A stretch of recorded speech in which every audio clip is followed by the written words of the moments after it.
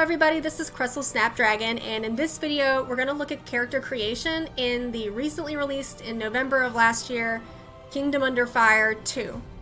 Now I haven't really been paying too much attention to this game up until now. I looked at some character creation videos and I thought, hey, that actually looks really nice, really sweet, really pretty, and you know character creation is one of my favorite things of any MMORPG. Aside from that though, I don't really know too much about the gameplay. I know that it is a hybrid between MMO and real-time strategy elements, but if you read the reviews on Steam, a lot of people are confused, I guess, as to how these different elements are working together. Maybe it's more of one and less of the other, for instance. So I'm kind of interested in seeing how this works out. I'm not too much of an RTS gamer, so this is going to be it's alluring to me in a way as a really big MMORPG gamer. So I decided I wanted to give it a shot, and again, what I've seen from the character creation, it's actually really nice, sort of on par with Ion or maybe Terra. So let's go ahead and let's get started. Here we have 5 classes, and each class is tied to a race. So there are different races. For instance, the Gunslinger is a human, so the classes are racially locked, if you will. So if we start with the Gunslinger here, we have the stats on the right hand side. We can see that the Gunslinger is carrying both a sword and a pistol, and it's obviously a close combat as well as some ranged damage dealing role.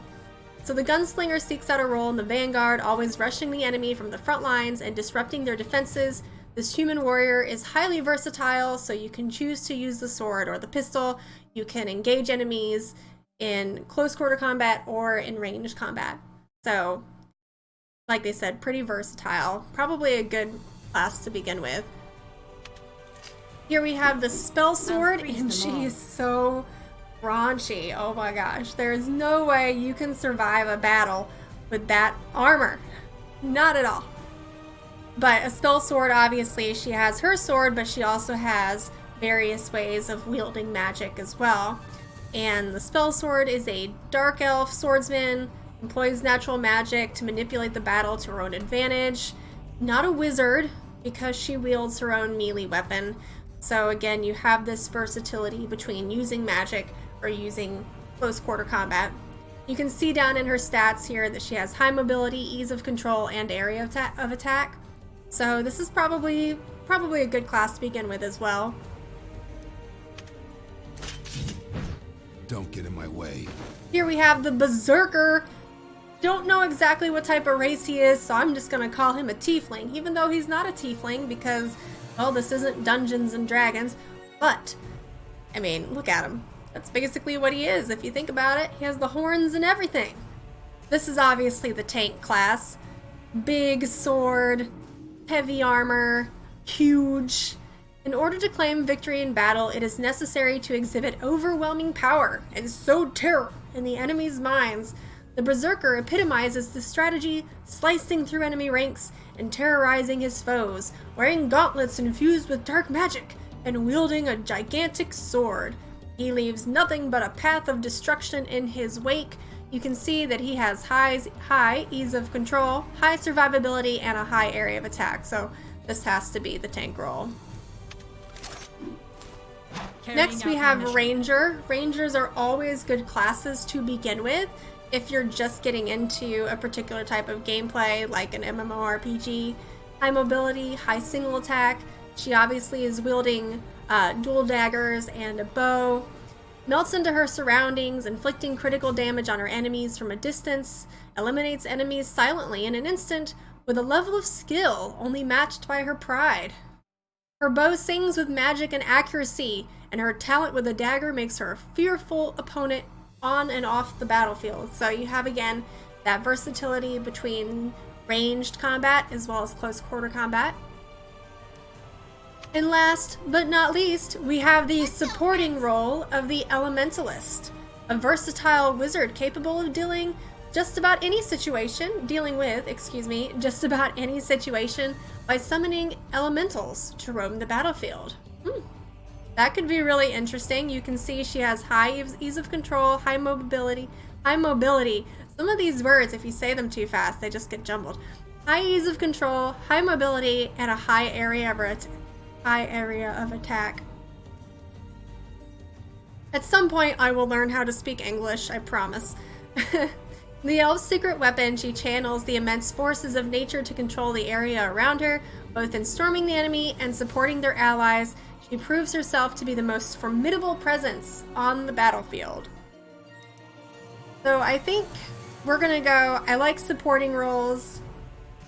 It makes it so I don't have to do, you know, too much of the work besides just, you know, chilling and supporting. But, Ranger looks kind of cool too. So you know what? We're Spell Sword. For pride. That outfit though. Okay, you know what? We're gonna do Spell Sword. I just hope he doesn't die with the lack of anything covering up her body. Okay, so this is the character customization screen. And as you can see, again, it kind of looks like Ion or Terra. It's very similar. We have a few presets here.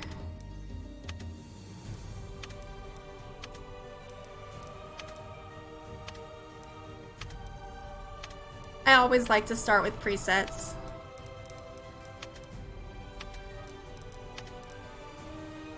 I actually move her around. Oh, I like that hair. I like that hair a lot. That hair is okay. I mean, the graphics are wonderful.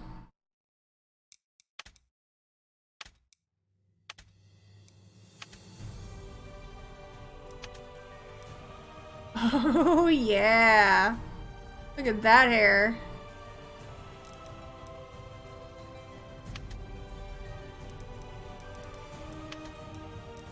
So really, we're kind of... Let's start with a preset here. So where did that one go? Where did it go? Right there. I like this preset. Okay. So we're gonna leave the hair the way it is. Let's see about a face.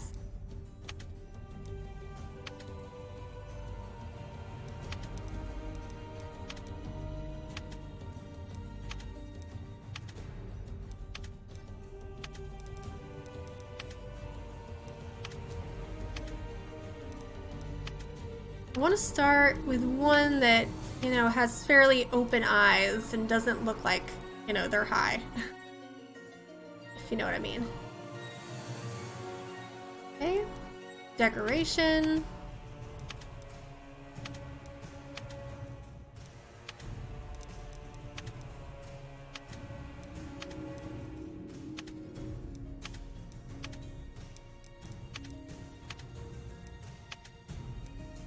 Give her a little beauty mark.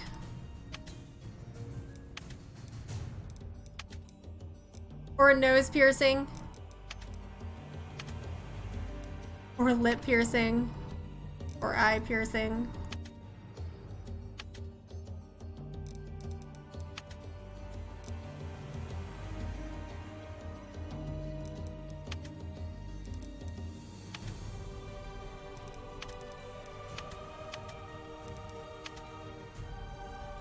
I think we're just gonna give her a beauty mark.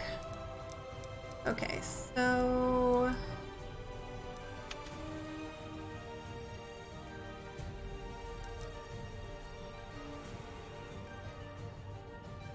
Now, if you've watched any of my other videos, purple is my favorite color, so I tend to choose it for hair.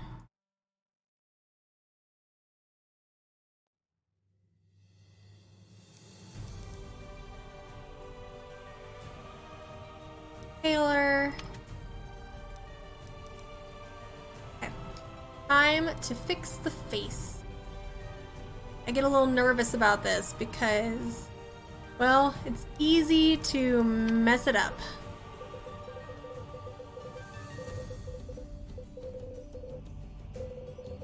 The changes do not seem very drastic.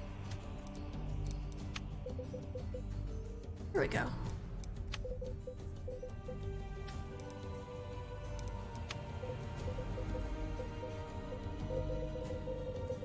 If we pull it out further, the cheeks come out.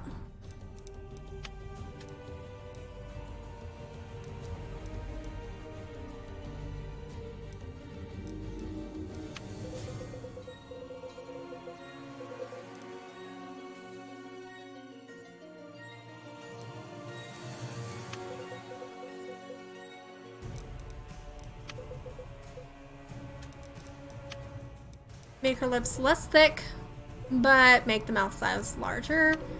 Turn up the... No, actually, I think we're gonna leave her with a more stoic face. Give her a sharper jaw, or soften it a little bit.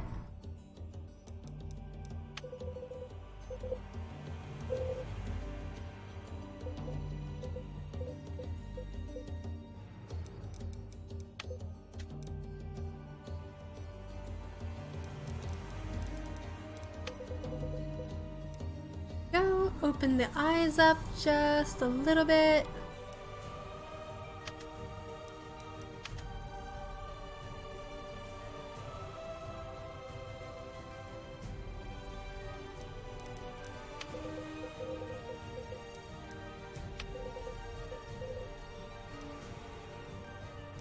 Elves always have really high eyebrows.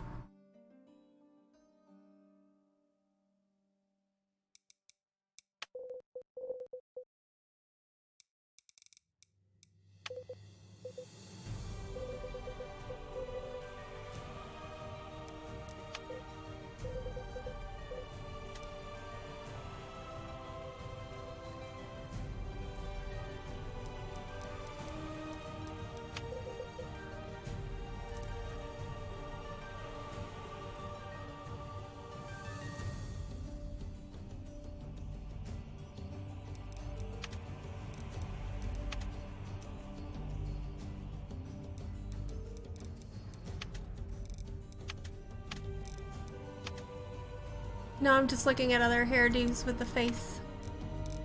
That hair is insane. I think we'll stick with this one.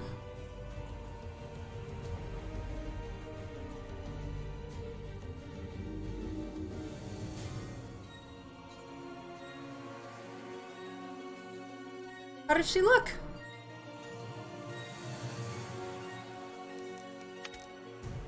Check out the clothing. Woo!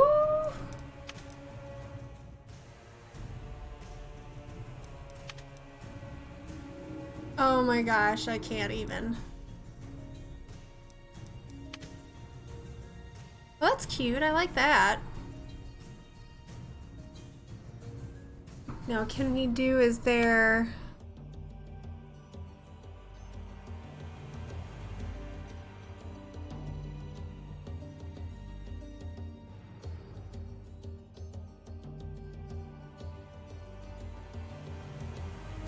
For a second, I thought I ruined it because I chose a different background. I like that outfit.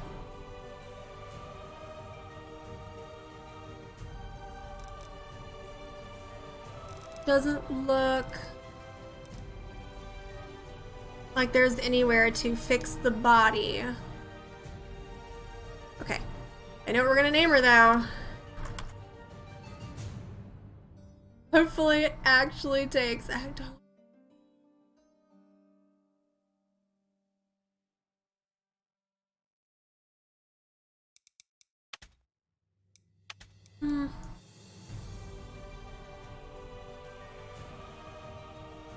Okay, I'm ready.